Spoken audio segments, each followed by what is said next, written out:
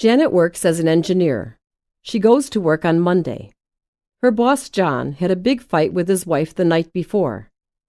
Therefore, John is in a really bad mood and does not want to talk to anyone. Janet says hi to John. John shakes his head, goes to his office, and closes the door. Janet starts her negative thinking. Oh my God, my boss is mad at me. He must be mad at me because of the mistake I made on that project last week. Maybe we're having layoffs. I might even get fired. What am I going to do if I lose my job? I know I am going to get fired. I am not a good programmer. I am so stupid. I always mess everything up. Who is going to pay my mortgage? Who is going to pay for all the medications I take? My boss is such a jerk. I really don't like this guy.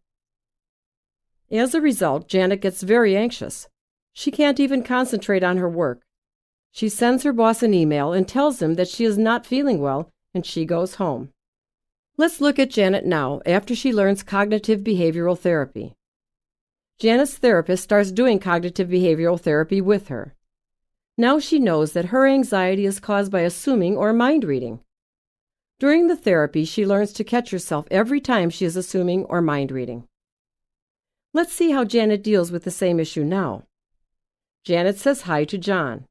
John shakes his head, goes to his office, and closes the door. Janet feels anxious. However, having gone through cognitive behavioral therapy, she recognizes that she is assuming something that might not be true. Janet starts getting nervous, but she decides to investigate if he is really mad at her. Janet goes and has a talk with her coworker, who works in the next cubicle. She tells her coworker about their boss. Her coworker tells her that their boss seems to be in a bad mood today. Once she realizes that her boss's mood has nothing to do with her, she goes back to work and finishes her work.